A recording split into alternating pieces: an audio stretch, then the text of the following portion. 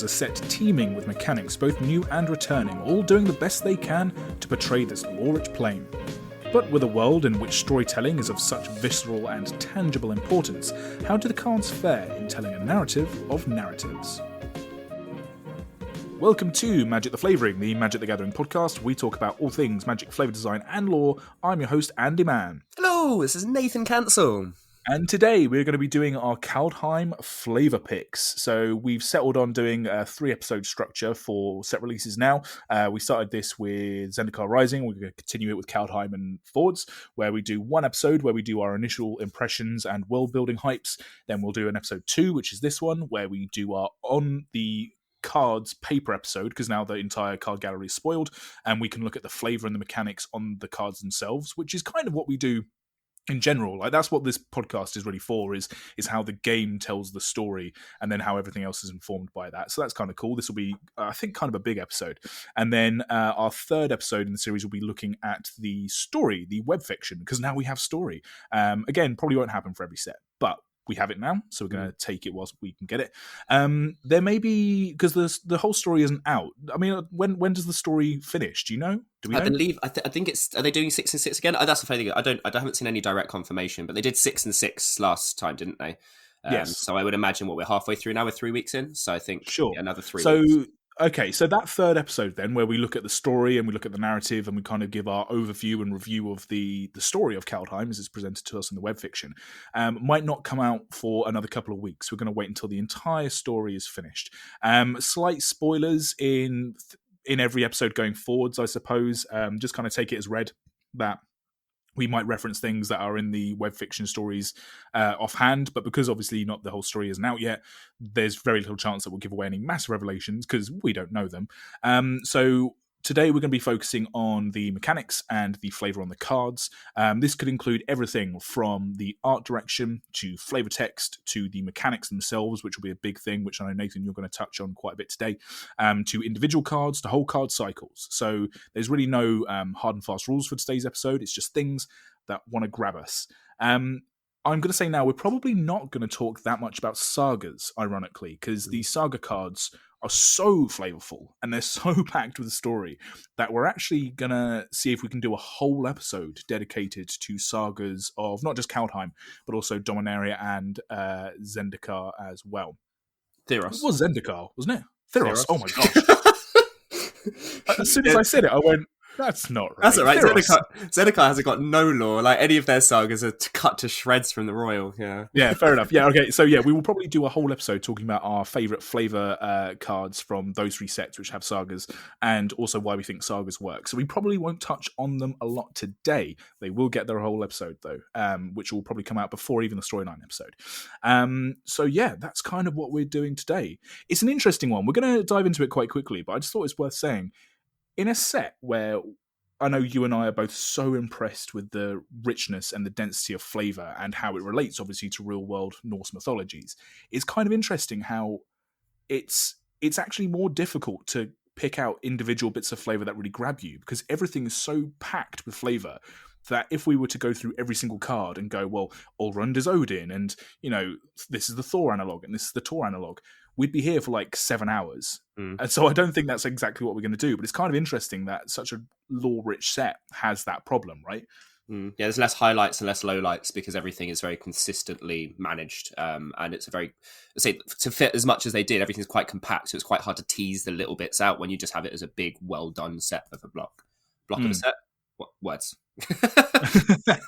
I know that we're not going to talk about them too much in terms of like saying exactly what the analogues are, but it is worth noting, if anyone wants to figure out what the individual flavour picks are for the Norse mythology analogues with the card analogues. So for example, as I just said, that Allrund is the head of the gods and he is the Odin sort of analogue, and Toski the squirrel is an analogue of a messenger to the gods squirrel creature in Norse mythology.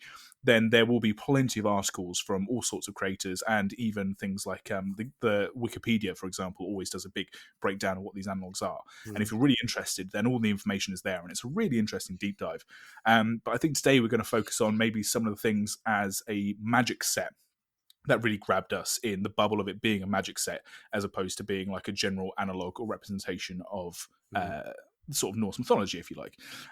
So yeah, I think that's where we are now. I think that's fair to say, right? Yeah, it's a bit more obscure, Norse mythology. It's not as on the nose as, say, like Greek mythology. Most of the world knows. Norse mythology. I even looked today, just tried to do a little breeze by of Ragnarok. Don't do it. It gets super complicated, super in depth very quickly. And as I say, if we were to look at all of the analogues, it would be a very in depth kind of conversation. So that's something I think is probably good for other people to look at. Yeah, looking as a magic set, I think is the best way to do this, because that's kind of how the cards speak anyway. This is a game first and foremost. This isn't a storytelling mechanic, right? You know, the story's tertiary to the cards being played, right? I guess. Yeah. I mean, not from our point of view, but in general. Well, not our point of view in terms of our interest, but definitely in terms of actually how the game is made. I mean, they've said it as much several times. So yeah, so that's where we're at. I'm kind of looking forward to this. There's some things that I'm really excited about, and yeah, I can't wait to get involved with them. But we have several new mechanics, and these mechanics are very flavorful because this is a top-down set. So yeah, Nathan, why don't you take it away? Talk about the new mechanics in Kaldheim. Lovely. So we're going to be talking in depth about Boast and Foretell. We're going to drift by Sagas because it's returning. As I say, we're going to look at that next week, and then we will touch on Snow a little bit afterwards. The two main ones being Boast and Foretell, I think both have been carried very, very well within this set. There is 16 cards that have an activated ability that has Boast on them. Boast is basically a triggered ability of when this creature attacks, you can pay a certain amount of mana and a certain effect will happen. The idea of this is in a world full of stories, which this is, Kaldheim has been presented as this idea that you shout and scream your triumphant accolades to the sky, and the sky claps back at you for it. And I think this idea of having feats and moments of brilliance has been very well executed. The funny thing about these most cards is the creatures are vanilla for the most part. There's a couple that have First Strike. There's one that has Flying and Intimidate. But most of them are vanilla. So it's not the creatures themselves that are impressive or important. Like for the most part, they're fairly average. The thing that makes them interesting and makes them so impressive is their boast. And one of the things I think is really, really clever is that it's not about like surviving another day. Like you can attack in and still get the boast trigger as you attack. It doesn't matter if you survive or not. It's the story that you get to tell, you know, like the story that other people get to tell about it. So this is why I think it's very nice and very well carried that it's a trigger on attack rather than say triggered on combat damage, like say rogues or ninjas and things like that hit you and they need to hit you and be that and have that successful, have the sneaky success to get their effect. Whereas with a lot of the boast card, with all the boast cards, we don't care if we succeed in the thing. It's the effort, you know. It was the attempt at being triumphant, at doing something no one else has done. The Hail Mary kind of approach. One of the things I think is really, really cool about this, that most people have probably noticed by now, is that every single card that has boast on it has flavor text, and each flavor text Eradicator Valkyrie doesn't, for whatever reason. Bless her, she doesn't want to boast too hard, apparently. But every other one has flavor text that is the card boasting of its feat. So this is one of the few times you see every single card being quoted, and they're quoting the action that they're doing on the card. We don't see this very often in Magic, that the flavor text is almost directly speaking from the character's point. I mean, we do, but not in a way that kind of explains their mechanic as well. The idea of my favorite one, I think, just from a why do you need to go? Why do you need to be like this? Is Horizon Seeker. So 2 and a green for a 3/2, basic 3/2, no other ability apart from boast. 1 and a green, search your library for a basic land card, reveal it, put it into your hand, and shuffle your library. The flavor text, a 5-day climb? I could do it in 2. Like, you're just getting a land, you know? What are you basing about that for? Why does it matter if you can do it in 2 days? You know, like, who gives a shit? But I love that idea, because when you read it on like something like Horizon Seeker as a human warrior, and then you look at like Haggy Mob, for example, who's a troll berserker mob, their flavor text is just Grog! And that's it. But you know, because of the other cards, that Grog is them boasting in whatever fashion that they're doing, you know, being all super into themselves, or super self-indulgent. And I just love that idea, that flavor of being super, so I'm going to say super boastful, of course, that's the word, but that bravado, that self-assurity, I think is really good. And it's really synonymous with this idea of, in Kaldheim, you have such bullshit bravity going into things. Like, you really, like, this is a world where you get punished for your normality, for your obsolescence. Like, you want to have some active action in your life. You want a big story going on, you know, like for Arnie Brokenbrown. Like, he's left the horn in his brow. He headbutted a troll and he won. Like, no one's Yes. ever going to forget that. No one's ever going to forget that. And I think this is funny because obviously it does play into this idea, this saga idea, and I'll touch on that in a sec. But I just think it's so well executed for such a simple mechanic. And yes, it is your typical kind of Mardu-y coloured. There's only a couple of them out. There's no blue boast, by the way, which I think is very favourable because blue mages tend not to boast about much. And Horizon Seeker is the only one in green who is boasting. Otherwise, they are all Mardu colours. And they have various different flexes on how and why they're boasting. Like some of them are things like the demon going, I waded through a river of fire to bring death to Bretagard, which is, yeah, cool, fair enough, whatever. And then you have the other demon who goes, arrogant maggot, you won't be so proud when I rip out your tongue and drink from your skull. Like, they're so evocative. And then my final key off for this mechanic is Fearless Pup. Now, I'm not usually one to get all like schmoozy about like the cats and the dogs of Magic that have happened in the last year or so. Like I love pets, don't get me wrong, but I mean this is the one that got me. Just a simple flavor text of "ow," and you can just see in his artwork this blessed little guy who thinks he's a big ass wolf, and I love the fact that he's probably one of the more powerful ones, being a 1/1 first strike. He's one of the few ones that has a keyword that kind of backs up his boast. And I just love this idea of this little dog thinking he's the Mutt's nuts. And it's just so good. They're really not taking the gas off doing the cutesy dog and cat thing in the year of 21, are they? No, but it actually kind of, and this is the thing, is the reason I didn't like it with thing like Syrian Rain, because I feel like they're playing to their audience, they're pandering a little bit. And I don't mind that so much. The thing with nerd culture is that the more popular it becomes, the more it will play to your average audience, like your the people that aren't entrenched fans. And this is one of the few ways that I'm like, I don't see this as an egregious thing anyway. And they did a wolf as rather than dog. It could have easily just been a dog, and they made it like a cute little pupper. But it even makes sense, like as a young pup, you are trying to, shout to the sky and make yourself out to be a big dick gunslinger. And bless the little guy, he does a good job. I think boast as a mechanic is carried very, very well for something so simple. I agree. Yeah, for sure.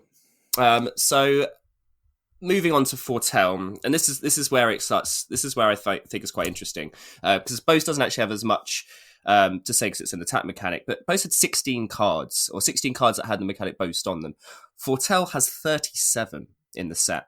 Notably, also across all colours, specifically notably that they had a mythic cycle, so every single colour had a mythic card with Foretell. So the way I look at it is this doesn't feel like top-down. Both feels top-down in terms of they take a mechanic and then they put it onto the cards and they make it work within the mechanics of the cards. Foretell felt like they just layered the mechanic of being able to, so to quickly explain, Foretell, you cast the card face down for 2 mana, 2 generic mana, and then you can foretell it, which is essentially unmorphing it as a spell. So you flip it for a mana cost, and it's usually a reduction. Or if it's not like Morph and Suspend had a baby. Precisely, right? Exactly. Which going forwards is going to happen more and more and more because we're now 87 sets or 87 expansions or something in. So of course everything's a form of kicker or a form of flashback, right? That's the meme that every single mechanic just has a riff on another mechanic. So I mean it's inevitable. But the thing that's interesting with Foretell is that clearly they just had a mechanic they liked, and the play pattern of Morph within Khans of Tarkir really, really worked. It allowed you to have something to play on turn 3. It allowed the boards to always have 2/2 sat on it, and it feels it makes the game not stagnate, and it feels like each game's kind of making things happen. And Foretell will do the same idea. The reason I don't like it quite as much, and I think they put it on more cards, is because it smooths out the play experience, and so the focus was more bottom up from a mechanical point of view than it was from a flavor point of view. That's my only massive criticism for it, because I feel like things like Aaron's Epiphany, that makes sense as a Foretell card. Behold the Cosmos, that makes sense as a Foretell card. Glorious Protector, even like this idea of seeing into the future and seeing this angel that's going to come and protect you in a moment of need, that makes sense to me. A Mammoth, Iron Verdict, like a combat trick. Like it feels like they prioritize the play pattern of it over making it feel like it works ergonomically as a flavor mechanic compared to say something like Boast. And it's weird because Foretell has a significantly more nuance. Boast was actually way more on the nose. In fact, they had to put a little bit of flavor text on every card to come and slap you over the head with the idea of it. Actually, worked because it felt more succinct. Whereas Foretell feels a little bit more contrived. I don't feel like every card speaks as a Foretell card. It was just a mechanic that they put on them to smoothen out the play experience, make the set work in a limited environment, which I don't have an issue with, but obviously that's not a flavor highlight, that's a mechanical highlight, and I feel like that's where maybe Foretell missed a little bit. Saying that, the idea of casting something. This isn't like Suspender where you pay a cost and it sits out of play for a few turns and then you cast it when it comes back in. No, you have already seen what's going to happen. You're casting a spell into the future. That idea, I think, is fantastic, and I think it's also really interesting from a play point of view in terms of pacing, like flavor of pacing. Like with Boast, you want to get your creatures down early. You want to be swinging in with them, otherwise you're not going to get the Boast effect on them. You kind of have to have the appreciation. You might lose your creatures. You might be losing advantage for tempo. That kind of idea. Is Foretell's the opposite. Foretell, you have to kind of sit back and hope that you can take a turn off. You can see the future and go, right, I can judge what's going to happen going forwards. You know, I can take my time. I can map a course instead of barreling headfirst into battle like Boast as a mechanic does. And I think those two play very, very well off of each other because you've kind of got a push and pull of, can I afford to take my time now while this other person's doing everything they can to make the most of the moment? And I think that speaks very well to like Omen speakers and barbarians within the format of Kaldheim very well. Like there was very much two sides to Kaldheim's populaces: the active aggressors and the patient observers. And I think both mechanics kind of pull that off very, very well. I think kind of where my flavor like low point for Foretell is something like Dream Devourer. So they basically made a fortune teller, but instead of making the fortune teller a blue fortune teller, they made it kind of a black punishment kind of. It doesn't basically. The way I look at Dream Devourer, which is that each non-land card in your hands without Foretell has Foretell. So it turns all of your cards into prophecies. And then whenever you foretell a card, the creature gets +2/+0, and it's a 0/3 for 2 mana. Now, I don't understand why that's a black mechanic as much as it should have been a blue mechanic. This great seer, you know, like the witch, like, you know, when you have like a babushka or whatever, the grandma who knows all of the things from the future, that I think could have played better into that trope than say Dream Devourer, who feels like he's punished. Like, what demons really sit down there and go, oh, I'm going to dream of the future, especially in this set. Like Kaldheim's, it shows most of the demons as flame wreathed, you know, barbarian berserker things that want to come around and it's a little bit out out. of character for sure. Yeah, and it kind of feels like it doesn't hit the note. I mean, also, I've got a big issue with Demon Cleric as a creature type in general. I think clerics probably need to have their clericism like kind of defined a little bit better, I think, within Magic, because I think things like Tabaraks and stuff, without getting a bit of background on it, it just, for me, I'm like, can you be part of a clergy if you're a demon? I love that. Like, I have almost no issue with it. I think this is an episode in itself. We could talk about Demon Clerics for a good hour, which we already have done outside of this podcast. So I just think it's interesting that was like their fortune teller card, the one that made everything in your hand a potential fortune of the future, and then they made it a black demon rather than making it like a blue wizened, like Ingrid or whatever, the open eyes. Inga Rune Eyes. Yeah, Rune Eyes, sorry, that's it. The Jerry with open eyes is the other one. Yeah. So I think that would have sorry, just synonymizing all of the names that are very that's just almost every character, isn't it? Oh, it's Billy, his eyes are open. Like, well, it'd be weird if they weren't. Oh, fantastic. But yeah, this is what I mean. I think like maybe she would have been a better port for that ability than say Dream Devourer would be. And if you actually look at her ability as well, the fact that when she dies you go draw cards, that feels more demonic. I don't know. That was where I think that's where I started to feel like the mechanic as a whole started to fall apart a little bit. Like God's Hall Guardians is a 3/6. You know, instead of costing 6 mana, it costs 4 mana and you can get it ahead of curve. You know, like again, the play patterns of this are going to be very good. And I think the mechanics between Foretell and Boast work very well in concert and very well against each other. So I don't as a whole, I don't mind it too much. I just feel like it was diluted too much by putting it on too many cards. I agree. I kind of feel that as well. The broader flavor of it, we're not going to dive into it too much, but the kind of analog between Foretell and sort of real world Norse mythology is the idea that the Norse kind of myth from start to finish isn't that linear. It's kind of a bit more cyclical. So the idea of, you know, there's no birth of the gods grow up and then Ragnarok happens. It's all kind of one big cycle. So the idea that you can foretell events, like the gods in Norse mythology are rather aware of Ragnarok and they go to great efforts to try and stop it, despite the fact that they understand that it is an inevitability. There's kind of like a tragic irony going on. In Norse mythology. So I think overall the idea of foretelling events that are going to come to pass eventually is very good. I think maybe just the color balancing and the gameplay aspects of it maybe got in the way, but then again, as you say, it's more flashback, you know. These things are going to happen again and again, and so if this is this set's version of that, I think it's done a pretty good job. Yeah, I think there's very much. I think the balance being that if you know things like Ragnarok, I mean, this is the perfect analog in pop culture, right? The knowledge of impending Ragnarok would mean that you fight for now and you fight for the stories of now because you don't know how long you're going to have them. So they do, the two mechanics do inform each other. And I think Doomscar is one of the flavor wins of the set from my point of view, being the Wrath of God with Fattel. And this idea, and that again plays into this idea of Ragnarok, if they know, like, there are seeds that know there is impending doom coming, so what can we do in the moment to prepare for it, or what can we do in the moment to live our time as best as possible, you know?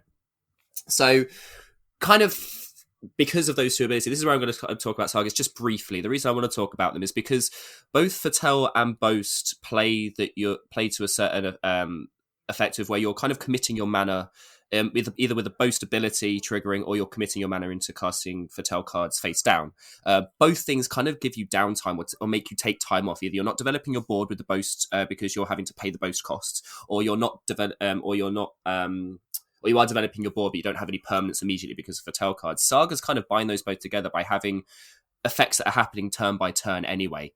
And the other thing I like about sagas is that Kaldheim definitely feels like something where the sagas are kind of taking place within the set at the time.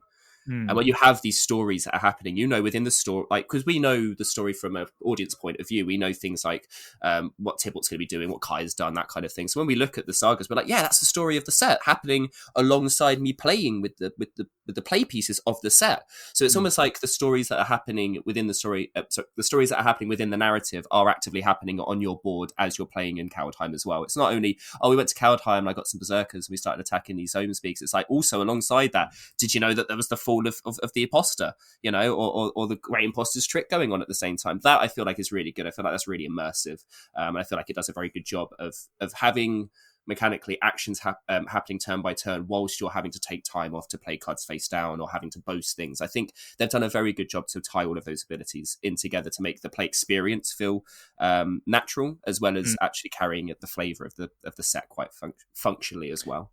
Yeah, it's kind of interesting how the gods have evolved from set to set to set, where we've had god creature cards and how their flavor is kind of formatted to whatever top-down set we're looking at. And the same has been said for sagas. But I think it's something I mentioned last week when we were talking about sagas, about how it's almost like a meta-narrative with the sagas going on, how they're actually speaking directly to the audience who are playing the game of Magic and how they're used to sort of tell that story. Like how in Dominaria they were used as a way to teach newer players about the older history of Dominaria, and then in Theros they were also like sort of harking back to older events in the previous Theros set, and now in this one they're a lot more immediate. They are being spent. I suppose it's because it's an oral tradition, right? So like I mean, I say it's an oral tradition, even though obviously this is something we'll dive really deep into on our sagas episode, but the physical art of the cards are obviously not of people speaking, because that'd be very hard sculptures to portray. Or tattoos, things like exactly. that. But the idea of speaking a saga and using this epic poetry, like how the dwarves do and about how the warriors do in Starnheim, in the Hall of the Valkyries, it's a much more immediate thing to be able to go, I've done this, as the boast mechanic shows, I've done this thing is happening, like it happened 2 hours ago, check it out, as opposed to the tapestries that need to be woven in Theros, or the sculptures that need to be sculpted or unearthed on Dominaria, so it's a much more immediate thing. Yeah. These are sagas that are actively happening, so people are talking about them now, and that's the whole point of Kaldheim, the whole point of boasting, the whole point of foretelling. It's the stories that are happening as we're living right now. What is happening? What are we doing? What is going on around us? How do we celebrate it? How do we make it permanent? How do we keep that oral tradition going? I think between the three of them, I think they've done a very good job of balancing the mechanics from a Flavour point of view. As I say, I just think the only thing I would have liked is maybe Fattel to be a little less deciduous within the set. Otherwise, I cannot complain at all. I think they've done a very, very good job of it. Something I was going to say about the mechanics just in general in this set is this is a really good marker for how the set is so well tied together versus other sets that are either previous or even quite old. So if you look at something like Ikoria, for example, which is only a year old, although it feels a lot longer, one of the big criticisms we had about that set, and I think that has come out of that set, from a flavour and a mechanic point of view, is that there was just so much going on, and that all of the mechanics in the set, from companion to the counters to the oh my god, what is it? Mutate, thank you. they all seem to be trying to say the same thing and tell the same story, but none of them were actually doing it right. Like they were all like, the creatures evolve. Well, do they evolve or do they meld together? Do Yeah, you create exactly. your own monster, or is it more like a Pokemon that you have by your side? Like Yeah. they're Do I all trying to, mutate a vigilance creature onto it, or do I give it a vigilance counter? yeah. Like, how is that saying the same thing but being different? Yeah. It was almost like they were all like the kind of beta ideas for the final product that they were trying to tell, but they never quite got there. Mm. Whereas if you look at this set, all of the mechanics not only feel flavorful to the set as a like individually, but they all work off each other to tell one coherent story. You have the warriors that boast about things, you have the seers that foretell things, and then the sagas and the story that live on after and like because of those like feats. And they all just feel so much more rounded compared to each other, and I think that really works. Also, if you look at something like Kamigawa block, one of the huge reasons that Kamigawa is seen as being a block that doesn't work in the grand scheme of Magic, even though it's kind of been disproven now, especially with different formats coming through, is the fact that all the mechanics in that set were so kind of leeching off of one another and weren't parasitic. able to. That's it. And they weren't really able to branch out into other metas, right? So the meta at the time, it was either you were playing Kamigawa or you were playing other things in that standard. Whereas these mechanics might as well be evergreen. Like Foretell could be in any set. Yep. It just feels really flavorful for this one because it works so well. You know, the boast mechanic is a very aggressive mechanic, and it's very much things like, you know, like Dash or Mentor from other sets or whatever. It could be in any set, and you wouldn't necessarily go, oh, but that just doesn't work with other things. Of course it's going to work. They're really well-rounded mechanics. So I think, yeah, just They've this whole set. the flavor, but they've not forced the cards into a narrow pocket. You know, it's not devoid or soul shift or anything. Like, it's broad enough, but they've executed it in a way that actually feels good. Yeah, and I think that's a really tricky balance. And without being someone who plays a whole lot of standard, admittedly, and certainly not being anyone who's like clever enough to sort of see play design more than a few years ahead or behind, I think that this set is just really well stitched together. We'll see if some of the things are a bit OP, obviously. Everything gets broken, but yeah. Yeah, I think it's funny that you look at something like Boast and it forces you to overextend, which the characters that have that would do, or you have something like Foretell, which forces you to maybe take too much time, which is kind of like what the Omen speakers would be like. I think that's, obviously it speaks to the two different demographics of playstyle as well, which is kind of, maybe it's its own little meta-narrative as well there. I mean, again, we don't play standard, who knows what's going to happen. But yeah, I think, as I say, from an isolated block point of view, I think they've done very well on it. Saying that, sprinkled over the tuft, a little dusting of icing sugar over our donut that is Kaldheim, is snow. Sure. And to be fair, I don't consider this to be necessarily a quote-unquote mechanic, because I feel like super types in general are more a theme, I'm going to say. And the reason I say that is because I don't think this set is a snow set. This is a set that has snow.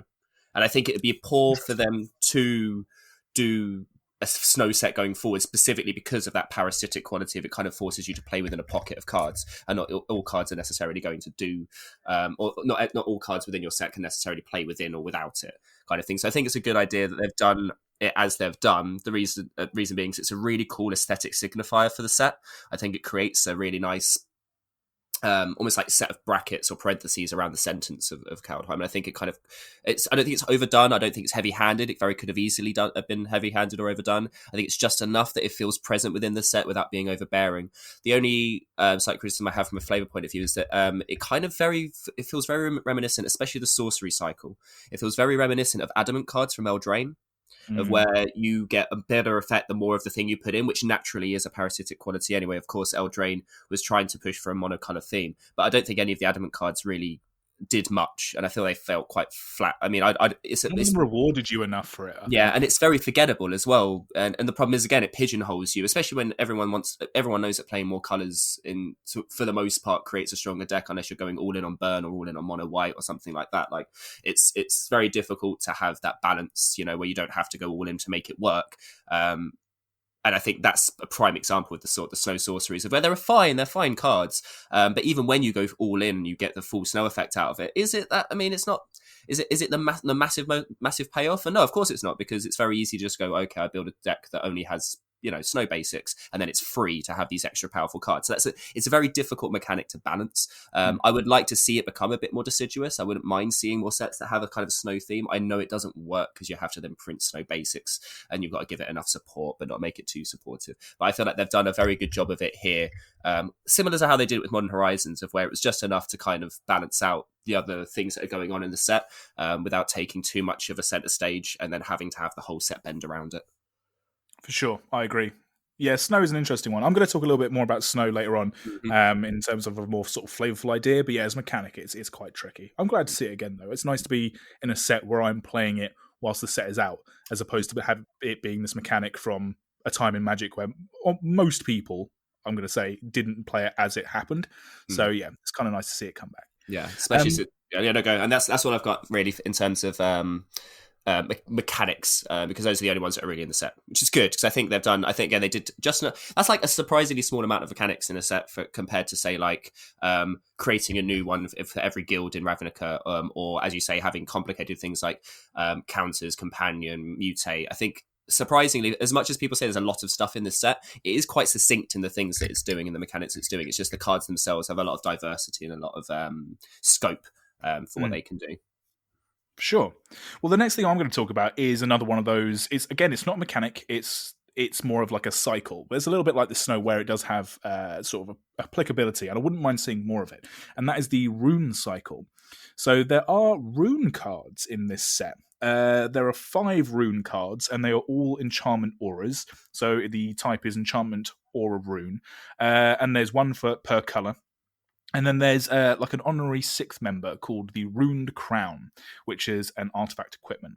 So the runes, again, are aura runes. They all have the same top 2 lines of text. So each one of them says enchant permanent, and when rune of whatever it is enters the battlefield, you draw a card. So you have Rune of Sustenance is the white one, Rune of Flight blue, Rune of Mortality black, Rune of Speed red, and Rune of Might green. So these are enchantments that you can put onto any permanent, which is kind of cool, because obviously usually it's just onto a certain permanent, most of the time creatures. All of the artworks depict these being on some sort of artifact or object. So Rune of Sustenance is a shield, Flight is a rune on a necklace, like a runestone, Mortality is a dagger, Speed is a bracer, and Might is a helmet.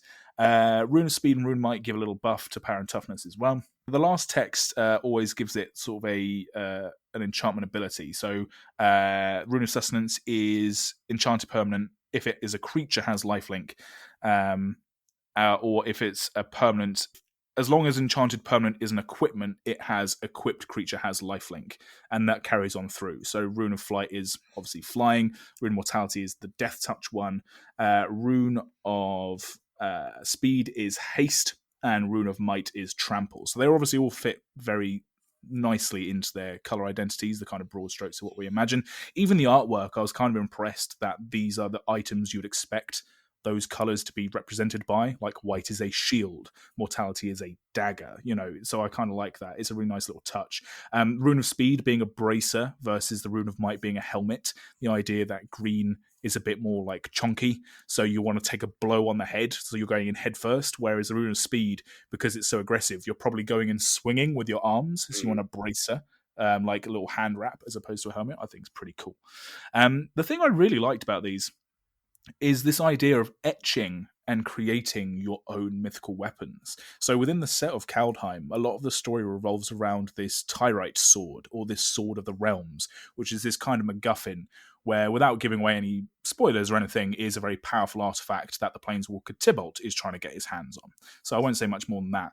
But the idea of these kind of godlike weapons, or these weapons that you can enchant or inscribe, and then you can wield this powerful thing, is really cool. As well as obviously inscribing yourself with these these runes, be it through like tattooing or scarring or something like that. Obviously, like the rune aesthetic is very prominent and pop culture with Norse mythology, and it's not kind of a new thing either, this ruining up your equipment in fantasy, because like the Diablo games, I know, is just off the top of my head, is a series of video games where runes and giving like swords and shields runic powers are quite important, right? And I just really like them. I think they're such a clean design. I think the runed crowns. The runed crown is 3 colorless for an artifact equipment. When runed crown enters the battlefield, you may search your library, hand, and/or graveyard for a rune card and put it onto the battlefield attached to runed crown. If you search your library this way, shuffle it. Equipped creature gets +1/+1.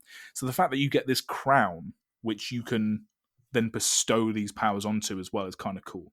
And yeah, I just think it's a really nice little flavor touch. I kind of like that it's a cycle of 5, although I feel if they pushed it to being more of a fully fledged mechanic, I think that would have worked quite well as well. And it's kind of like what we were saying with Ikoria, how things like the mutate mechanic or the counters, the ability counters, where you had this idea where you were creating your own monster, which is the real big design push that they really tried, or one of the big design pushes that they really tried to push on people for that set is the on the fly you'll be able to create your monster to adapt your situation. I think this is far better.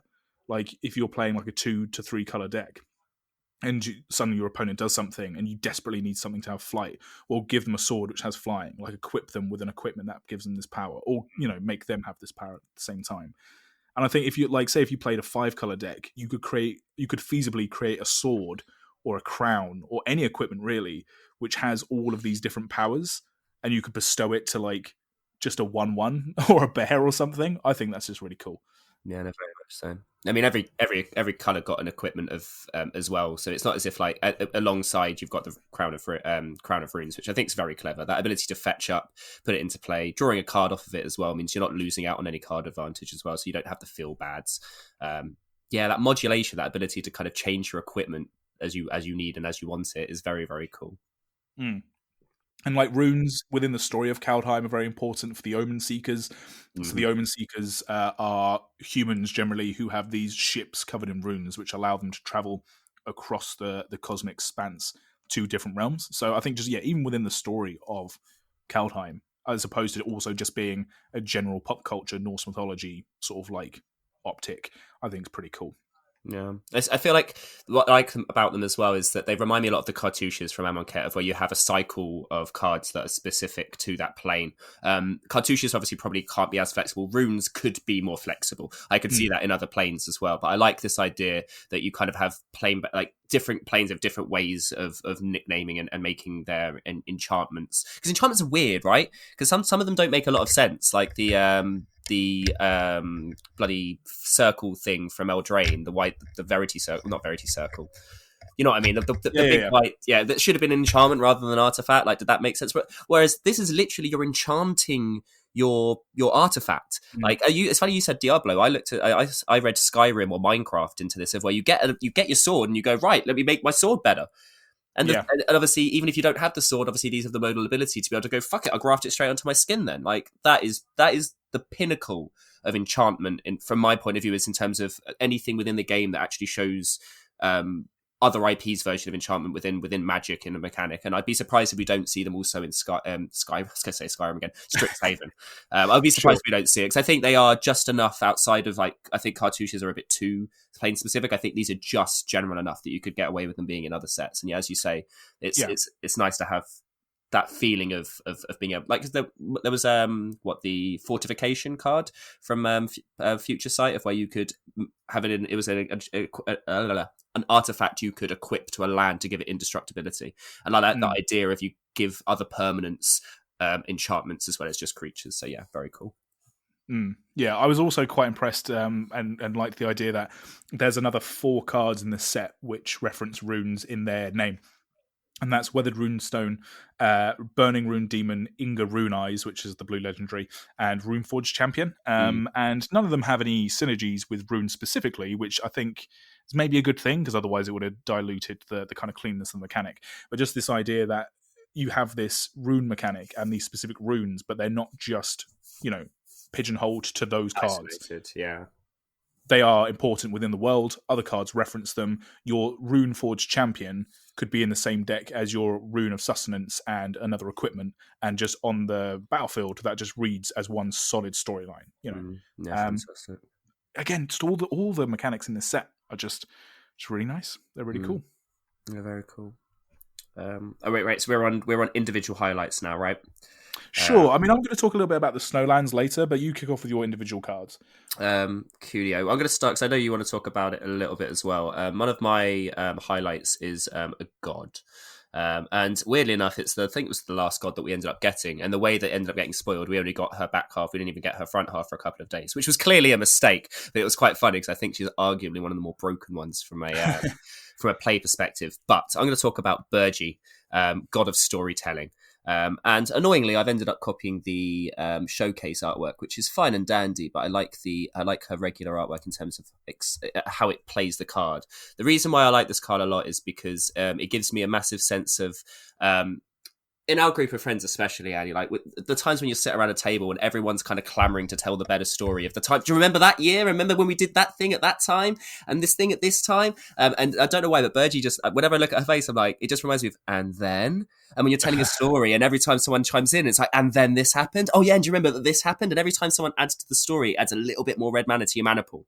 You know, and I love that idea of you're sat around a table and she's not just bigging herself up, she's bigging up everyone else's stories. Like, yeah, and then what happened? Like, and this obviously Kaldheim, we've already spoken about this is this world of feats, you know, and your accolades being a most important thing. I just love this idea of going into a random tavern and the god of storytelling is sat there egging everyone on and everyone's having a raucous, amazing time. And then her flip side as well is very flavorful.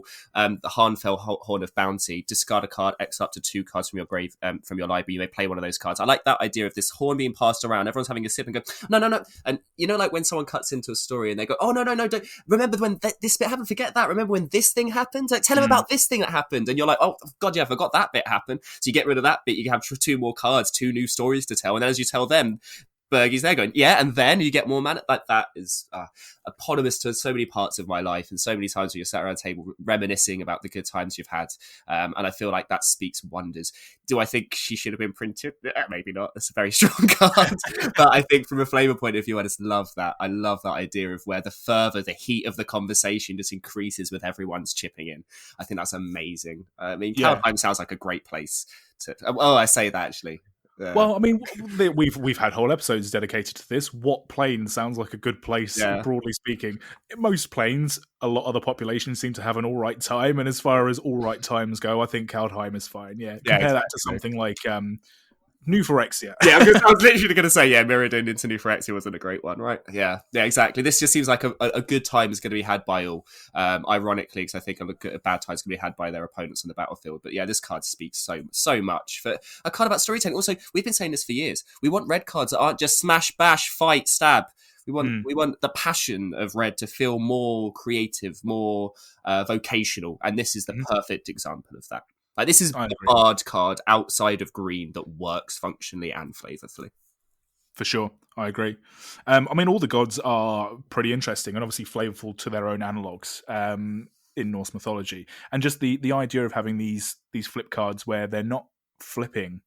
I know they're modal double-faced. I'm sick of saying that. Flip cards. These flip cards that don't just flip into like another creature is kind of cool as well. Like almost all of them flip into an object, other than Ulrund, I think, and one of them flips into a land, where Ulrund is Raven on the other side, but they all flip into something very, very different.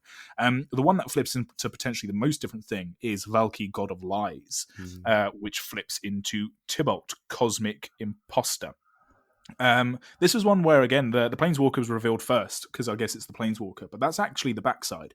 Even though these modal double-faced cards, which I guess does differentiate them from flip cards, is that you can play either or, as opposed to the flip cards where you play the front side and then it transforms into the backside when a certain condition is met. So I guess, all right, that's the difference.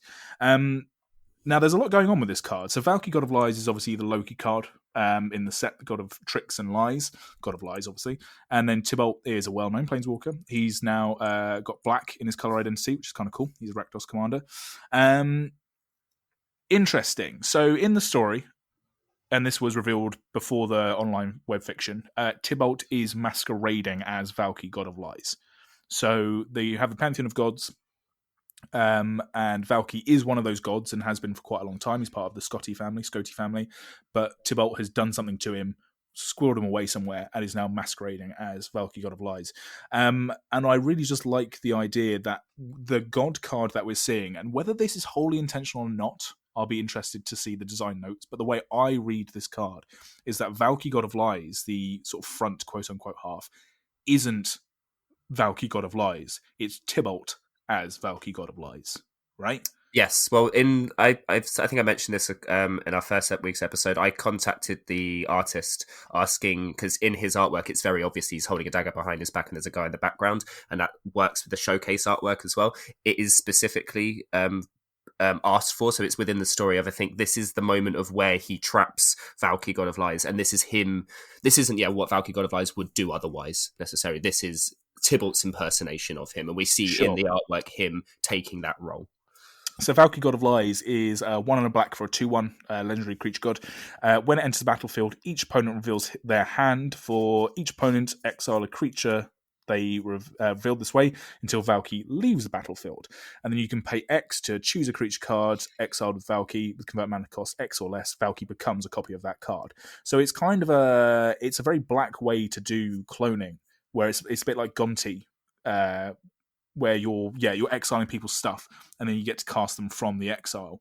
And I think that's really cool. So it's the idea that Valky himself was probably a bit of a shapeshifter and a trickster. In the sagas, I think he does do this as well.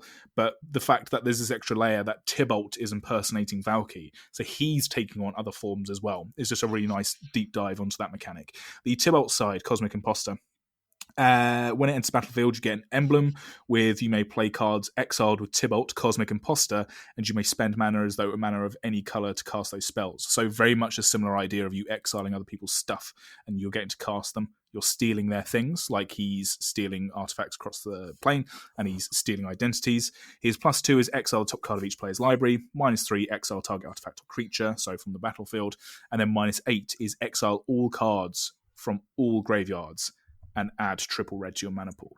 So just the whole front side, back side just works this idea of Tybalt rampaging across Kaldheim, stealing people's identities, stealing people's histories and making them his own, telling lies as Valky, telling lies as Tybalt. Like, it's a very sort of symbiotic front and back side for essentially two characters in one, but they're not. They're the same character. I just think, it's a weird card to wrap your head around if you have literally no interest in the story. I think it doesn't read quite as cleanly, which is maybe to its downside. I think a lot of people would rather cards were cleaner in their storytelling and more accessible than not, even if they're more flavorful, and I think I'd be one of those people. But yeah, I just think back to front, this is a really cool card. Question, should one of the sides have blue in its color identity? Oh, that's a whole conversation. Right, so obviously, I'll kind of give you my sort of go, please. Yeah, absolutely. The idea is that the clone aspect and the illusion aspect, which no spoilers necessarily for the story, it's not a plot point. The way that the way that Tybalt is impersonating Valky is through an illusion rather than like a shapeshifter thing. So he's creating an illusion that he looks like Valky. So this whole kind of clone idea, this illusion idea, is very blue feeling, and the whole kind of tricks through illusion and kind of mind trickery, if you like, feels very Demir, so it feels very blue-black. The thing is, though, is that the intent behind, so that would suggest that blue should be in one of those sides' color identities, possibly Valky's, right? So Valky maybe should be the blue-black god, especially as we have two other black gods as well, mono-black gods. The idea, though, again, is that there's this extra layer that it's not Valky, it's Tybalt impersonating Valky, so Valky's natural color identity maybe wouldn't be shown here. And the flip side is that Tybalt, his intent for doing all this trickery is to cause chaos and disruption. He's not trying to trick for information necessarily, which is a very red thing, a very Rakdos thing, versus the blue side. The kind of magic he's using, you could argue, would mean that he would need to access blue somehow. So I can see that point, and I don't know how much I could square away that idea, because I kind of agree with it. From a mechanical point of view, playing this card as a card, which is the whole point of this episode, is that in any format, having a 4-color planeswalker or legendary creature is very, very powerful. 3 colors is powerful. But can you imagine, say, for Commander, having a 4-color planeswalker in your command zone? Yeah. Ooh, that's a lot. That's big. So yeah, so that's my kind of thoughts. I can see both sides of the argument. I think narratively it works that he doesn't have blue, but if he Hmm. did have blue, I'd probably be saying the opposite and being Yeah. like, "Oh yeah, I think he should have had blue." I So, think you've hit the nail on the head multiple times here. First right. and foremost, Gonti is a perfect example of how black can work within this slice of the colour pie. Also, full disclosure, I play a Scarab God Steal Your Girl deck, and this card broke my heart when it didn't have any when it was red instead of blue. But this for me is Tybalt through and through. Again, like there's already a precursor of a black having these style of effects, as you pointed out. The red side of him, also the back side of him, is Tybalt himself. He's malicious. He's causing unrest. All of that nonsense. None of this card feels like it needed to be blue. It felt like it very much could have been blue, but none of this feels like it's something that you go, well, I mean, black red shouldn't be able to do that. I think it's just a lot of people's wishful thinking, well, this is how I see the colours and how they work. And if Wizards don't diversify how the cards play, then they are going to get pigeonholed. White, black will only ever gain life. Boris will only ever attack people. That kind of idea. So I think they've done a perfect. I think they've delivered this perfectly. I wouldn't have questioned there being some blue within it, but I'm glad that they didn't. Specifically, as you say, for the reason of a Grixis commander of this card would be busted as all hell. Or I mean, they're not necessarily busted, but it'd be played a lot, and I'd be clamoring chomping at the bit to play it myself. Also, on the reverse side, Red's already been playing into this exile effect already, and Black already does a kind of steal effect regardless.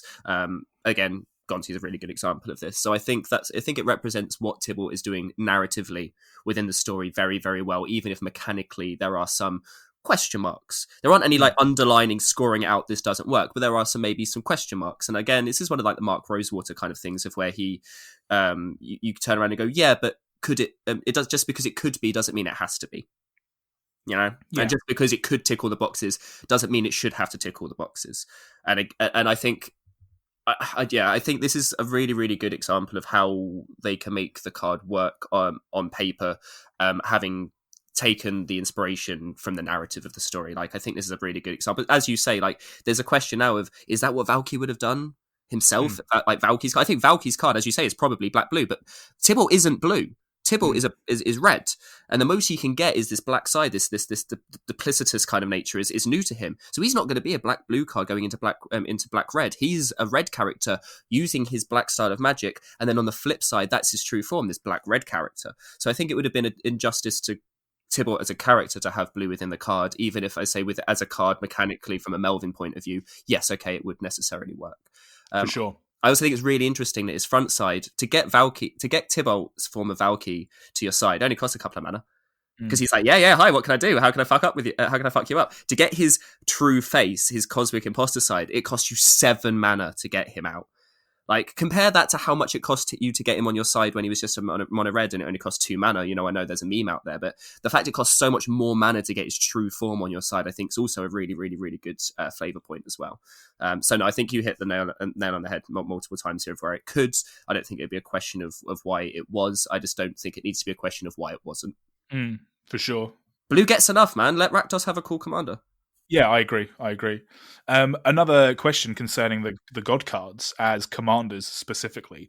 How do you feel about having a chair as your commander, or a brooch, or a hammer? Horn, and I'm like, do I get rid? But then at the same time, right? That's an interesting thing, because I guess there's the meta narrative of how do we perceive our commanders? Are they lieutenants of our armies or whatever, or are we being them? When I play my Scarab God deck, am I the Scarab God, or am I commanding the Scarab God's Legion?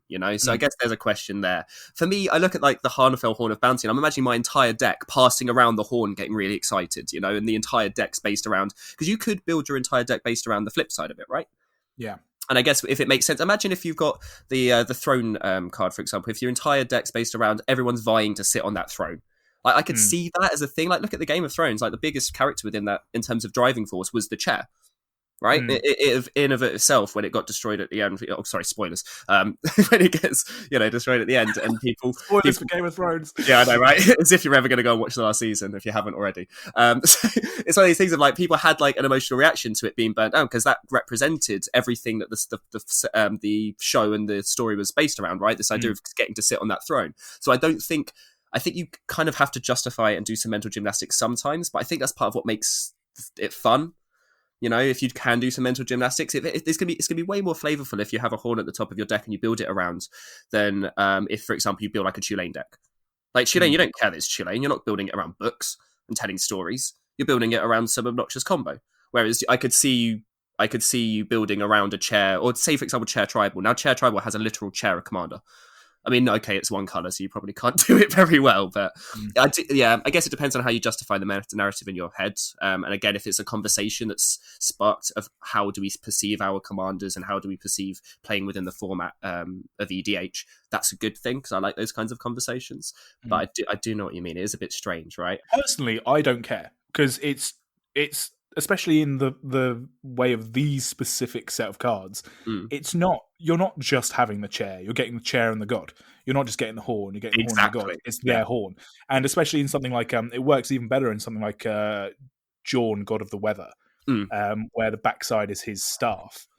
So all right, okay, you're building your commander deck maybe more around the staff than you are around Jorn, but then that's kind of the source of his magic anyway, so that makes sense because he would do that. So I kind of, it was more of a throwaway question, really. I think most people are kind of okay with it. It's just funny that you get so many people, especially in the great Planeswalker debate, about whether Planeswalkers should be commanders. It's like, no, you can't have a Planeswalker. You can have this cup, though. Right. I guess the other point is if you didn't have the front side, it wouldn't make any sense at all. I don't think. No. The fact you do get the god and their item, that's more flavor. That's not less flavor. Again, if you build your entire deck around the horn, it can still make sense if you justify it. So I don't. Yeah, I think nitpickers be nitpickers if they find that difficult to comprehend, and if they do find it difficult to comprehend, never play the other side. Just play the god. Exactly. Yeah. Cool. All right, moving on. What have you got next? Okay, so this is a nice quick one. My next favorite card is Way Down. Now this is a really, really cool card in my opinion because I love yellow. Yellow is my favorite color, and unfortunately, we don't get yellow as a color in Magic very much beyond gold cards, which I feel like kind of that's the border, right? Like, and it kind of takes away a little bit. Some of my favorite artworks are Sidrax's Spectre, Latchkey Fairy, a lot of cards. Even Ray of Command I really like because it's a bright yellow and orange artwork on a blue card. Way Down is sorry, my picture's not very good. Let me find the artist because I don't want to. If I'm going to call out the art, I better call out the artist. Don DiGiovanni. And he's done an amazing job with this. So it's basically 1 mana sorcery, Way Down. As an additional cost to cast it, exile a creature card from your graveyard. Target creature gets -3/-3 until end of turn. Your basic kind of semi-bone splinters effective where you have to pay an extra cost to get a removal effect. Flavor text, the Draugr often drown intruders. Years later, their corpses rise from the depths to join the ranks of the Dreadman. And the thing I like about this is, annoyingly, the way they had to word it is that they had to have the exile effect happen first and then the creature gets -3/-3. Obviously, realistically, it's the other way around of where you drown the creature, drown or whatever it is, and then eventually it rises back up to the surface to join. Between that succinctness of mechanic and flavor of the card's functionality, as well as the amazing it's the coloration. This is fantastic. They could have gone with blue, like Drown in the Lot, for example. They could have done a very good. It's almost like a flip reverse of this, right? It's a gold border with a very dark artwork. They've done the opposite here. They've taken the dark border and they've given you. I don't know who. I don't know if it was his decision to do this, and if I imagine it was to go fuck it. I'll put the whole palette across a yellow scale. I just think it works really, really well. It's very evocative. It's a nice succinct ability, and it speaks to me, not only to my eyes but also to my player brain as well. So I think it's a very cool card in general. I really like. It's a shame that zombies are done so much and to death because this whole idea of necromancy. I like this idea of naturally everything coming back because the entire entire race is locked into this curse from their king of where there is no death here. Like everyone does come back, and I think that's fantastic. Very evocative. Yeah, I mean, I don't know if we're really going to have time to talk about it today specifically, but the art direction for this set is nuts. And I know we say that every time. I know every time we say it, we say it every time. But the aesthetic of this set, from card to card, and then as a whole set, if you're looking at the card gallery, is nuts. Yeah. The aurora effects of the Tyrite coming from the World Tree, the individual representations of some of the species and races that have kind of got a flip round, like the angels, the design of the angels, the design of the Draugr is incredible. The trolls, the trolls in this set are my kind of least favorite. I'm not really vibing with the trolls and the green red side at all. But having said that, every troll card I've seen, I've been like, "Holy shit, these guys look amazing!" Like, Mhm. so even to that point, aesthetically, the whole set looks wicked, and yeah, it's a true testament to really cool art design that there are individual cards that can jump out at you, whilst also being part of a whole set that it just looks completely beautiful. Really, really well done. Mhm. Absolutely. Um, Sweet. Okay, cool. One cycle that I'm going to talk about, and this is going to be really boring. This is kind of why I prefixed this episode with we may be talking about quite broad themes here, because the cycle of cards I'm going to talk about are the tapped dual lands. The snow lands that come in. So there's a cycle of 10 cards, obviously, which are all the two-color duels for this set. So most sets have a set of common two-color duels, but these are proper duels because they have the land types. So you have, your mountain plains, your forest plains, plains island, so on and so forth, and they're snowlands. So got 10 of them. The thing that I really enjoyed about these, I mean, I say the thing, it's everything about them. Everything about them from a flavor point of view is great. The artwork, again, we've just spoken about the artwork quickly, is just incredible. And the great thing about having a plane, and this is like indicative of that, the great thing of having a plane which has these 10 different realms with their own flavor and their own personality Mm. is that you get landscapes that are so divergent from each other, whilst again feeling like very similar. Like, obviously we have this in every set. So like Tarkia was the same, where you had like the tundra and you had the swamp areas and you had the rolling plains. Every set tries to do this, but I think because the set is so all in on these are 10 different realms with their very own specific ecology, getting a set of 10 lands which show all these different things or have kind of flavor and hints of all these different things is really cool whilst all being tied together. I've also noticed that the snow aesthetic in the artwork for a lot of these lands, so obviously you get the snow lands, the snow basics, and you've got these tap jewels. There's just something really elevating about having a set where everything is covered in snow, Mm. right? Like aesthetically, it's a really nice palette cleanser.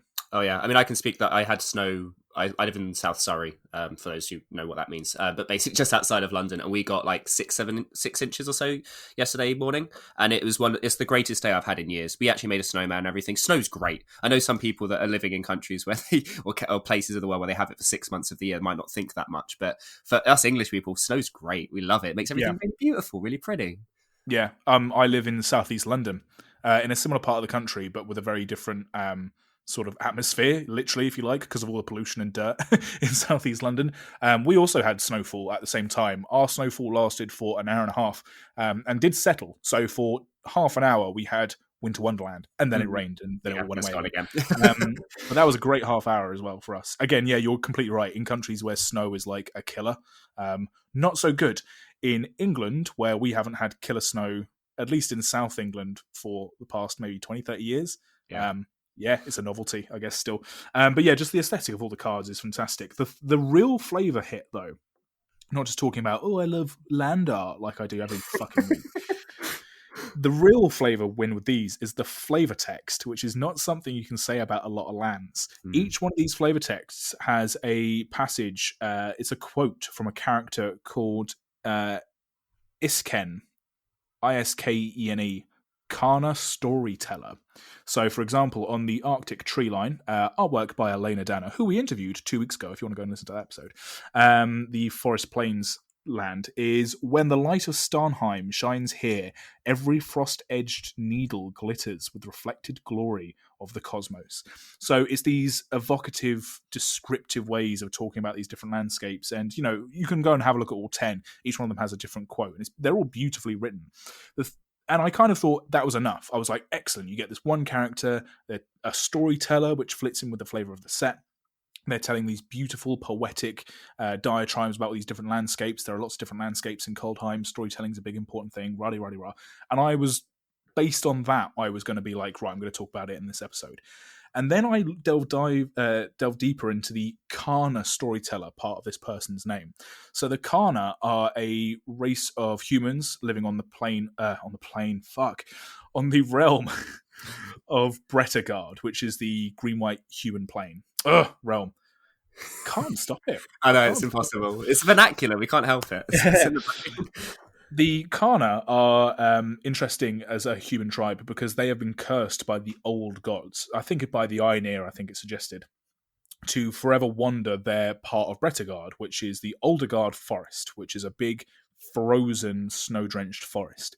And these people, the Kana, are a nomadic tribe that trudge across this forest, which is a seemingly endless expanse of trees.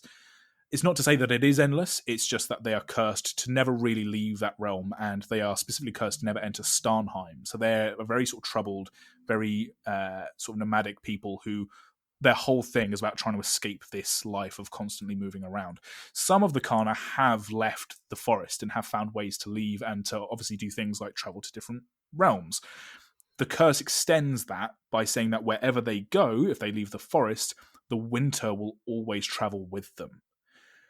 And initially I was like, well, that is a bit of a flavor fail then. If this is a Kana storyteller and they've been able to go wherever they want, specifically for the tribe of people who can't really go anywhere, that's a bit of a flavor fail. But it's not. It's bang on. Because these are all snow-covered landscapes, which means that this Kana storyteller, Isken, has managed to leave the Oldegard forest, travel to all these different places, but wherever they've gone, the winter has covered the landscape in snow, making them the Snow Dual Lands. Fucking wicked. I love it. I think these are really cool. I don't think it's any. I think when they can do the flavor on lands really well, I think it's a really good example of how well, as I say, the world building aspect. Like, it's difficult to make lands exciting, and the fact that you pull them up every time shows that they are putting enough effort into them. Like, some of these are some like absolutely unbelievable. And the fact that you do have to kind of work around sometimes, like anytime I see the word fjord or something like that, I'm like, oh, great, amazing. You don't get to like have like alpine meadow. Like, it's words like landscapes have evocative names naturally anyway. And I think, yeah, as you say, the fact that they've managed to keep the same storyteller across all of them, like I did with Theros, where you had, I can't remember what her name is now off the top of my head, the one who did their version of like the Odyssey or the Iliad. Caliphate. Caliphate, exactly. And the fact that we then got to see her later. When we go back to Kaldheim, are we like to see Isken? Probably. And then we'll be like, oh, that's the person who did all of the travelling around all the... Yeah, fantastic, beautiful. And to make it all from the same voice, I think it's amazing as well, because it then shows that this person has travelled the entire world. It's not just, oh, this person from this place, oh, this person from this place. It's what you usually get is people from their specific, diomes, if it's just all lands instead of biomes. Oh my God, Nathan, there's already a word for it. But yeah, this, again, adding flavor to lands is like free real estate, like literally as well as being figuratively free real estate. Like, this is space where you can put flavor text where you want them. This is why we got angry with like the pathways, where they decided to put a text box but no flavor text in it. On like, the full art versions of them. Yeah, exactly. Things like that. Like, if you're not filling this space with world building, then you're making a mistake. And when you do it well, all it does is add to the flavor. And it's good that you're not going to be the only one out there, Andy, that looks for lands, especially now that people will make snow decks. A lot of people are going to go and find these because they're going to need at least 3 of them for making their Jawn deck. They might already have snow decks out there, like, oh, now I've got fetch lands that I can go and get for them. Into the north gets significantly better. That kind of idea. I think it's very good to add flavor and add world building to your lands when they're going to be a natural part of your deck anyway. I kind of like that this is on the common cycle of them as well, because it gives them something extra which the rarer land cycles don't necessarily have. And we saw this as well with the latest round of Guild Gates in the latest Ravnica sets, where they did the 2 different artworks for the Guild Gates to show their kind of 2 different personalities. Front door, back door, almost. The kind of front door, back door aspect. And again, with flavor text as well. So I think, the storytelling on basic lands, which will be needed to make decks work, is very, very cool. A bit of a shout out as well to the snow frame as well, or the snow everything. So the snow cards in this set have got, it's very subtle, but they do have a specific frame to them, where the frame is as it usually is, but it's kind of dusted with snow. And then the text box itself has like a frosted over snow effect on it.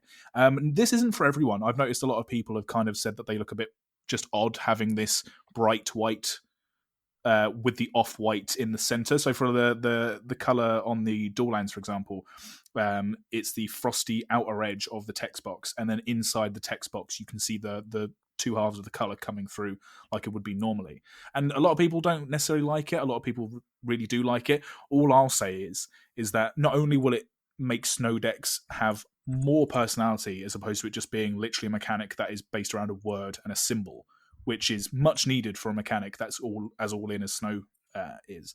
But also on cards like Jawn, God of the Weather, who we've mentioned before, the Magali Villeneuve original artwork for that legendary, as opposed to the showcase artwork, has this snow effect on it because he's a snow creature. And I cannot wait to see that card in foil. Are you kidding me? Foil snow? That's going to be incredible. Yeah, I'm excited to see how they pick up the highlights on those. I think there was one criticism on the white cards. It makes them look a little bit too much like artifacts. Sure. I know they updated the frame from the original artifacts. It felt a bit too washed out. And there's maybe some truth in there. Like I really like the fact that they frosted it out on the bottom bits where the actual symbols themselves are getting almost encroached. They almost get that feeling. What's the film think of? Day After Tomorrow, where like that creeping snow effect feels. And this is the first set we've had that the ice isn't a bad thing, right? Obviously, Cold Snap, everything's coming in. So Ice Age, everything's kind of like dying off and everything. In Cold Snap, I think it might be. Oh, now my flavor brain's failed me. Might be the melting. But anyway, it's not considered like a bad thing, right? This is just part of the natural environment. It's not some encroaching doom. So it's almost like you can celebrate the snow a little bit more. I agree. Something I noticed, if I was comparing this to the tundra in Tarkir, where you have the Tema tundras, right? The Tema Frontier. Oh yeah, the bivouac and everything, yeah. Yeah, so the Tema on Tarkir are the mountainous, snowy tribe, if you like. And their aesthetic, you could argue, is very similar to a lot of the nomadic tribes on Brettigard and in Kaldheim. But the landscapes in Tarkir were always presented as being very bleak and barren. Whereas, obviously, there is an element of that in this set. You can't get away from it. Frozen Winters are a pretty bleak and barren place. But also, there's a lot of light, and there's a lot of stuff going on in the sky, and all of the peoples of Kaldheim are very used to living in these regions. So, yeah, again, it's not as you say, it's not as dire. It's a lot more just sort of normal and natural. And I think the artworks reflect that really, really nicely. I mean, God almighty. Woodland Chasm, the Titus Lunter Swamp Forest. Whew! It's just, I mean, I go and look these up. It's really pretty. I think I'm a big fan of the Elena Dana one, the Arctic Tree line. I mean, she's done an amazing job on the Aurora anyway. Between her and I would happily have had her and Johannes Voss do the entire set from an Aurora point of view. I think they've both done it very, very well. I agree. I think it's very easy to make Snowlands boring, and I think in the past they have been. As someone who's literally gone recently to invest in a load of old school Ice Age forests because I don't like differences in my lands, it's very easy to make them boring, and none of them are very boring. They've all got some texture and some variety to them. I like little things like the random shield that's in the snow-covered mountain artwork, things like that. Like it's very easy to just cover everything with snow, make it white, cool, there goes the Snowland. And I feel like they've not gone that direction this time. They've actually made, if anything, they're more evocative than your average lands could ever be. And that little sun flare effect in Volatile Fjords. Oh, beautiful. Fantastic. More. Yum, yum, yum. For sure. All right, we don't have much time for much more, but there is one specific thing that you wanted to talk about with the series of artifacts. So, why don't you talk about that? So this is going to be a perfect example of where I feel you have like Flavour win on one side and Flavour fail on the other side. And I'm not the only one who said this. This is kind of interesting. I've not looked at all of the vehicles in depth, but the one that really got people annoyed was Funeral Longboat. Mara made a specific point of saying, and I've got the article up here as well, which is quite interesting, Norsing Around, which forgives any mistakes or any errors I feel like I disagree with in the article, because Norsing Around is hilarious. But they listed out all of the different things they thought were really important from a Viking set. And one of the big important things that they thought of was... so they obviously have like specific weapons, hammer, axes, swords, blah, no one cares, that kind of thing. But one of the other things, other resonant Viking themes, helmets, boats, funerals. Already that's pretty weird and generic in terms of going, oh, what are other Viking things? Funerals. Yeah. Funeral Longboat has 2 lines of text. One of them is the crew for one, and the other one's vigilance. What the fuck does that have to do with a funeral? What does that have to do with, like, imagine, right, the end of Thor Dark World, or the midpoint, which is one of the most impactful Marvel scenes in history, is when his mum's getting fucking, like, drifted off across, it's like, the bit in, Lord of the Rings, where Boromir dies. Boromir, yeah. Like, this is a big fucking moment, and what is it? Oh, yeah, vigilance, whatever. Like, it doesn't do anything related to funerals, nothing to do with cremation, which I know they did try and fit into the set as a sub-theme as well, but there's none of this. You're also crewing it as well? What are you crewing it with? Crew it with a dead body? Does it have to be with a zombie or something? You know, like, it's weird. Compare that, and I'd never thought I'd say the words, compare that to Colossal Plough. Colossal Plow is a 2-mana 6/3, a crew 6. Okay, already you're thinking, well, this is shit compared to a 2-mana 3/3 Vigilance, which, yes, Funeral Longbow is an efficient card, which actually plays against it even more. The fact it's an efficient, it costed beater also really annoys me. Who's beating someone to death with a Funeral Longbow? Whatever. Colossal Plow, when it attacks, add white, white, white, and you gain 3 life. Until end of turn, you don't lose this mana as steps and phases end. And it's right, so you've got a plow, something that really shouldn't be in a magic card, having an evocative, flavourful effect of harvesting 3 mana and gaining life. Like, this is something that could have been in Innistrad or something, right? Like, a lot of their artifacts and stuff are like, sides and stuff, like your general walkabout kind of helping with harvesting things. This is so evocative. The best thing about it is crew 6, you're like, that's pretty expensive. Well, there's a 2-mana giant ox card who can crew with his toughness rather than his power. So you get the Colossal Plow in play, you get your giant ox in play, and your giant ox can crew the Colossal Plow by itself, harvest, making you mana and gaining you life. Oh my god, it's delicious. Fuck off, Funeral Longbow. It's really odd as well. It's strange that they wanted this aesthetic of having the Viking funeral, which again is a very pop culture optic for Norse mythology. And they have that on a couple of other cards. One of them is Return Upon the Tide, which is a 5-mana sorcery, which returns creature from your graveyard to the battlefield. If it's an elf, create 2/1/1 elf warrior creature tokens. And the artwork is showing a funeral longboat with a deceased elf and 2 elves helping out the boat into the sea. Or I suppose if it's the flavour of Returning Upon the Tide, then it's kind of like a reanimation thing. So maybe this is like an unfuneral. Wait, they tried to send it to the afterlife, and the afterlife, well, the waves just went, nah, it comes back again. but the idea of flavour within that card and within the context of the race that it's depicting, and also just the kind of the reverence of the artwork, like the artwork for Funeral Longboat, I would never go so far as to say that the artwork is terrible or bad. It's perfectly fine, but just it has the misfortune, I guess, of being put on a card that has bizarre shit flavour. So seeing literally a vehicle that you can crew with the image of a boat with a body in it, it's just like I don't get it. 3 vehicles in the set, right? 2 of them are boats, fair enough. So you got the big Viking ship. Typically, they're going to do that. I'm surprised. Obviously, the Omen Kill actually as well. So there's 4, technically speaking, because Cosima's flip side is the Omen Kill, the book from the story. But you've got Raiders Carve as well, which is obviously like they did with Ixalan. They gave you a pirate ship. Now we've got a Viking ship. Fair enough. If the most exciting vehicle out of your 3 vehicles, when you've got a Funeral Longboat, which is super prestigious, something you've said in your Norsing Around articles, is something you had really high on your make sure it gets into the set. When the plow is the flavour win of your vehicles, you're done goofed. So I think, it's a shame. It's just a massive missed beat when it could have been a really interesting vehicle that has very direct synonyms into the culture and into the set, and it just does nothing other than be a vigilant creature. It could have been anything else. Why? Unfortunate. And I'm not the only one who thinks that, so I know that it wasn't just me raging for no reason. It's it's been brought up. Yeah. And it's just funny that you can pull off a cow pulling a plow unbelievably, which rhymes even better. And you couldn't pull off a Funeral Longboat. It's very strange. But hey, hi. Indeed. The last little thing I just want to quickly touch upon, just so we can say that we've touched upon it, because I think we'd be remiss not to, is just talk about the showcase border for a couple of minutes. Yeah. Holy shit, it's bloody amazing. So it's the carved rune sort of gateway, if you like. It makes up the framing, and the art style that they've gone for with all of these different showcase artworks is very illustrative, which is something that we really like when they do that. But it's also like very contrasting. Like all the colors are very like it's block color with black and white detail. It's like cell shading, isn't it? Yeah. And it's just, I think it's phenomenal. I will admit, ironically, that there are some of these artworks that I would say I don't like personally as much as the non-showcase cards. Jorn, God of Winter being one of them. I mean, it's Magali Villeneuve, again, who we interviewed last week or 2 weeks ago, if you want to go and check that out, who did Jorn, God of Winter as the artwork, but also with that snow framing, it looks really cool, versus the showcase version of it, which again is bloody brilliant, but I think I'd rather go for the original one. But that's not to say that the showcase artworks are bad, it's just that the art direction in this set is so nutter butters that it's, even the showcases have trouble keeping up with some of the kind of OG art.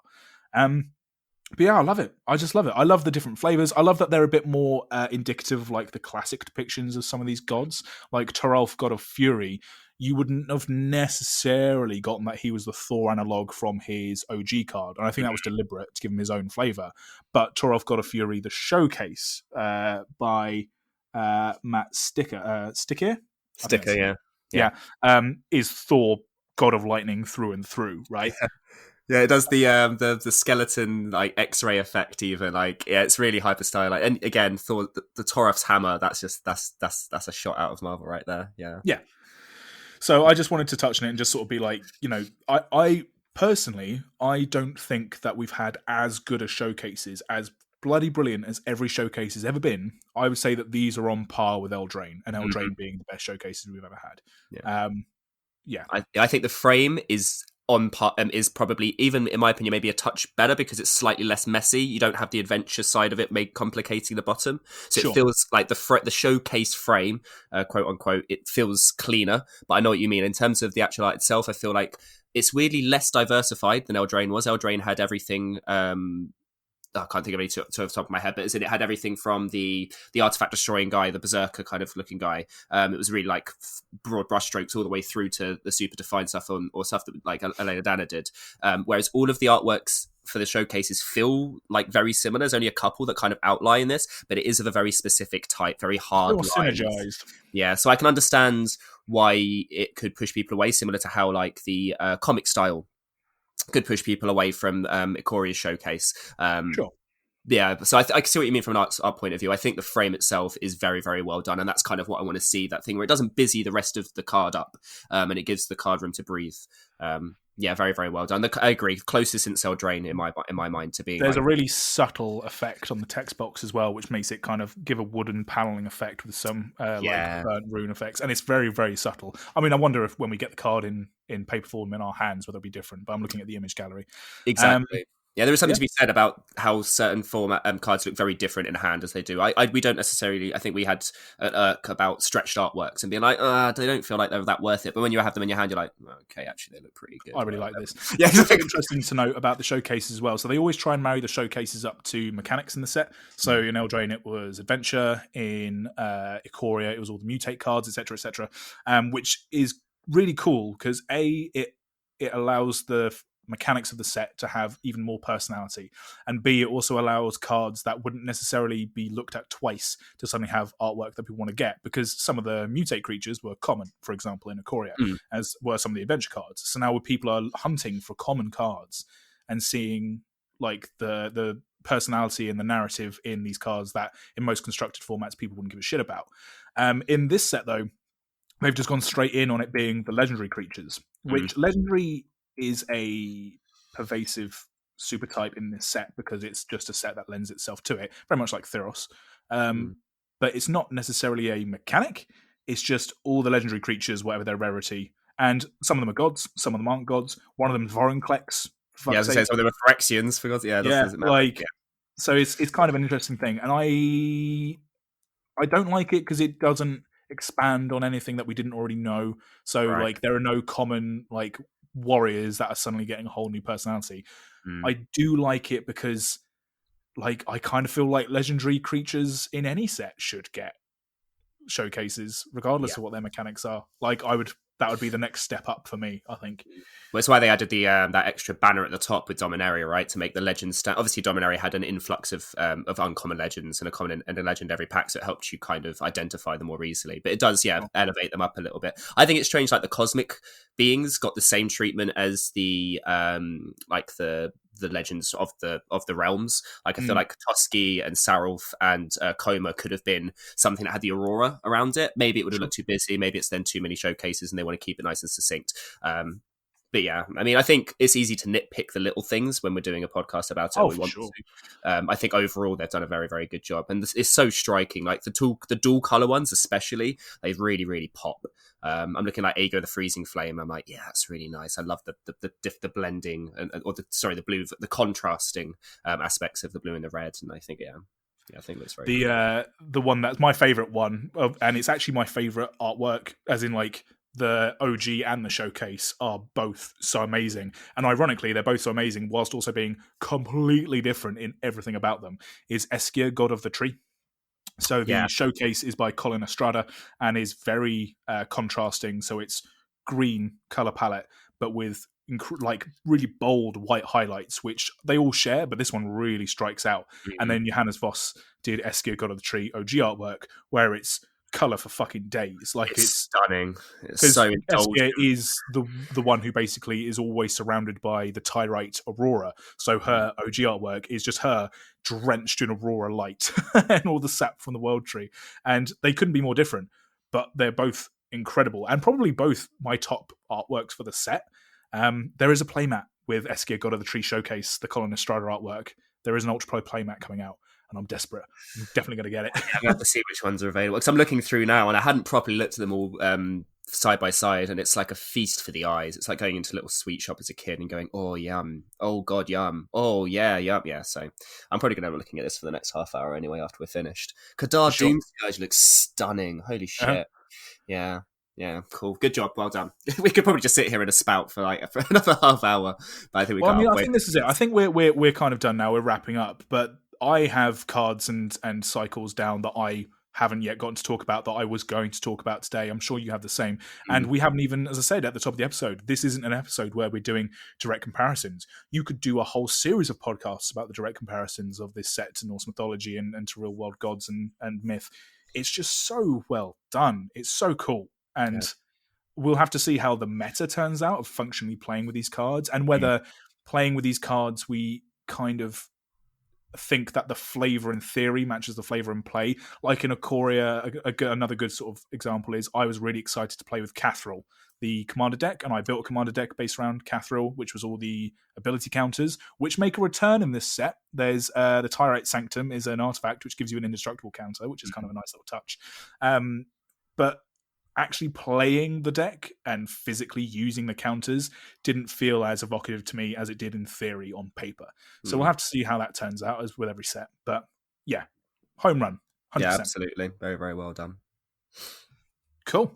All right, guys. Well, if you want to talk to us more about Kaldheim, or if you want to keep up with us talking about the web fiction, because it's only about halfway through and we've still got another few stories left, then please hit us up on social media. Our social media is Twitter at mtflavouring. My personal Twitter is at Andy Mainface. Oh, you and I and Andy Mainface. I like it. Oh yeah, don't be thirsty on Andy Mainface. It's at Andy Manface. Nathan's, yours is at the Fox in the Moon. Emails go to mtflavouring@gmail.com. Yeah, I think we've said it all, mate. Other than all the stuff we didn't say, I think it's pretty cool. Yeah, this is a great set. I don't think we made this obvious last week. Was it last week that we talked? Oh, God. Time's irrelevant. Time is utterly irrelevant. Yeah. So I think it's very, very clear that we really like this set from a aesthetic and mechanical point of view. So yeah, very well done. Very well done. Nice. Cool. I can't wait to talk about sagas. I can't wait to talk about the story. Exactly. And we'll obviously have to think about some other things. There's a couple of other little rumblings that we're milling around for episodes in the future, guys.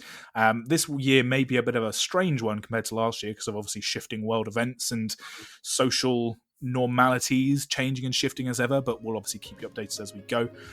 Do obviously check out our YouTube channel as well, where it's just Magic the Flavouring on YouTube, where we've been putting up lots of different videos. Do check out the lore shots that I've mentioned a couple of times. We haven't posted up one in the past few days because I did a glut of them in the first week of doing them, and then I kind of put out a couple of extra. But yeah, so time is a weird old thing.